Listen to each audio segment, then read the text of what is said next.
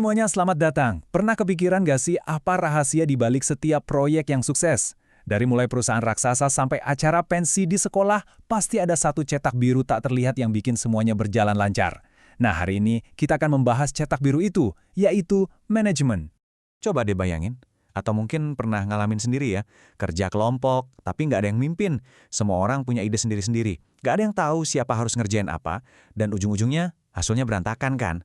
Nah, kekacauan persis seperti itulah masalah yang mau diselesaikan sama manajemen.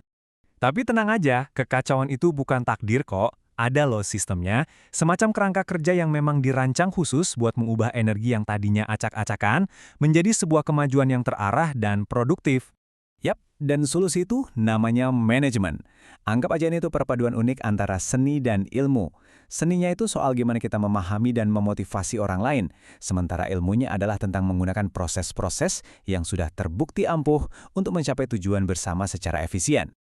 Oke, jadi kita udah paham ya, kenapa manajemen itu penting banget. Sekarang, yuk kita bedah lebih dalam lagi sebenarnya apa sih manajemen itu? Ada satu definisi klasik yang keren banget dari seorang pionir manajemen, Mary Parker Follett. Dia bilang, manajemen itu adalah seni untuk menyelesaikan segala sesuatu melalui orang lain. Simpel banget kan? Tapi maknanya dalam. Intinya bukan tentang kita ngerjain semuanya sendirian, tapi gimana caranya kita bisa memberdayakan orang lain buat mencapai satu tujuan yang sama. Keren ya? Nah, kalau mau definisi yang lebih lengkap, kira-kira begini. Manajemen adalah sebuah proses. Ingat ya, kata kuncinya proses. Jadi ini bukan satu tindakan, tapi serangkaian langkah, mulai dari perencanaan, pengorganisasian, pengarahan, sampai pengawasan untuk memastikan semua sumber daya, baik itu manusia, uang, dan lainnya, dipakai seefektif mungkin. Terus gimana caranya seorang manajer melakukan semua itu? Ya mereka nggak kerja dengan tangan kosong dong. Mereka punya semacam toolkit atau seperangkat alat. Isinya adalah fungsi-fungsi inti yang kalau dipakai dengan benar bisa bikin kesuksesan itu jadi kenyataan. Yuk kita intip isi kotak peralatannya.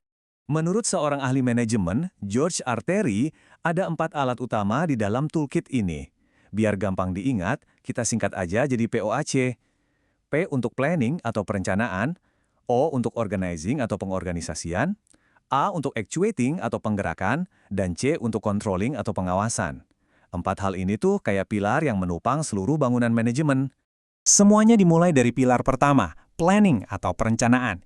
Ini adalah titik startnya. Ibaratnya nih kita mau jalan-jalan, tapi nggak punya peta atau GPS. Bisa-bisa nyasar kan? Nah, disinilah kita menentukan tujuan akhirnya mau kemana dan gimana rute terbaik untuk sampai ke sana. Supaya rencananya matang, kita perlu jawab pertanyaan-pertanyaan dasar yang biasa kita kenal dengan 5W dan 1H. Apa sih yang mau kita kerjakan? Kenapa ini penting? Dan siapa aja yang terlibat? Dengan menjawab semua ini, ide yang tadinya ngawang-ngawang jadi punya peta jalan yang jelas buat semua orang. Nah, kalau perencanaan tadi itu cetak birunya, sekarang di tahap pengorganisasian, kita mulai membangun strukturnya. Disinilah kita mulai bagi-bagi tugas. Siapa ngerjain apa, tim mana yang bertanggung jawab untuk apa, dan gimana caranya semua bagian itu saling terhubung biar kerjanya efektif. Oke, pilar ketiga ini, penggerakan, ini bagian yang paling manusianya. Bayangin deh, kita punya mobil paling canggih, bensinnya full, tapi nggak ada yang nyalain mesinnya. Ya nggak bakal jalan kan? Penggerakan itu tugasnya menyalakan mesin. Gimana caranya kita memimpin, menginspirasi, dan memotivasi tim supaya mereka semua semangat bergerak ke arah tujuan yang sama. Dan yang terakhir, pengawasan. Jangan bayangin ini kayak mandor yang galak ya. Anggap aja ini kayak sistem GPS di mobil kita. Fungsinya untuk memastikan kita tetap di jalur yang benar. Apakah kita sesuai jadwal? Apakah hasilnya sesuai standar? Kalau ada yang melenceng, ya kita lakukan koreksi. Jadi ini proses yang jalan terus-menerus. Oke, kita udah bahas gimana caranya manajemen bekerja lewat fungsi-fungsinya. Sekarang, kita geser sedikit fokusnya ke apa dan siapa sih yang sebenarnya diatur atau dikelola dalam manajemen itu? Nah, dalam manajemen ada yang namanya unsur 6M. Ini kayak bahan-bahan dasar yang harus diolah sama manajer. Ada man atau manusia, money atau uang, materials atau bahan baku, machine atau mesin, methods atau cara kerja, dan market atau pasar. Tugas seorang manajer itu ya meracik ke-6 unsur ini secara harmonis. Dan dari semua bahan tadi, ada satu yang paling penting, yaitu manusia. Kenapa? Karena uang, mesin, dan metode itu semua cuma alat, benda mati. Yang bisa bikin semua itu hidup, yang punya kreativitas dan inisiatif untuk bikin segalanya terjadi, ya cuma manusia. Merekalah jantung dari setiap organisasi. Kalau kita lihat di dalam sebuah organisasi, manajemen itu ada tingkatannya, kayak piramida. Di puncak ada manajemen atas yang fokusnya ke kerja pikir. Mereka nentuin visi dan strategi jangka panjang. Turun ke tengah ada manajer madya yang tugasnya menerjemahkan strategi besar tadi jadi taktik yang bisa dijalankan.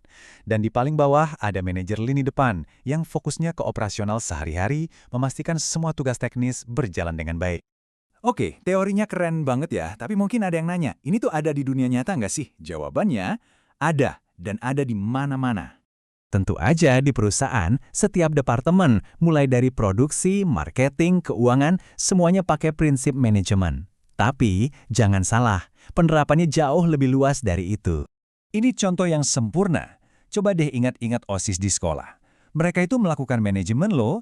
Mereka merencanakan pensi, mengorganisir panitia, menggerakkan anggota buat kerja, dan mengawasi anggaran serta jadwal. Mereka melakukan semua fungsi POAC untuk mencapai tujuan mereka. Ini bukti kalau prinsip-prinsip ini universal banget. Kita balik lagi sebentar ke fungsi penggerakan tadi. Cara seorang manajer memimpin itu bisa beda-beda banget loh. Ada yang gayanya otokratis, di mana pemimpin membuat semua keputusan sendiri.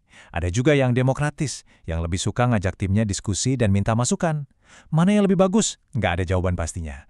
Gaya otokratis mungkin cocok pas lagi krisis, tapi gaya demokratis biasanya bikin tim lebih kreatif dan puas. Kuncinya adalah, sesuaikan gaya dengan situasi dan timnya. Nah, setelah kita ngobrol panjang lebar soal ini, dari perencanaan hingga pengawasan, dari sumber daya hingga gaya kepemimpinan, sekarang giliran saya yang nanya ke Anda. Coba deh renungkan sejenak, saat Anda memimpin proyek atau bekerja dalam tim, Anda lebih condong kemana?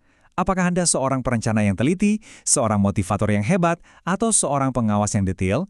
Memahami ini adalah langkah pertama untuk menjadi manajer yang lebih baik dalam segala hal yang Anda lakukan.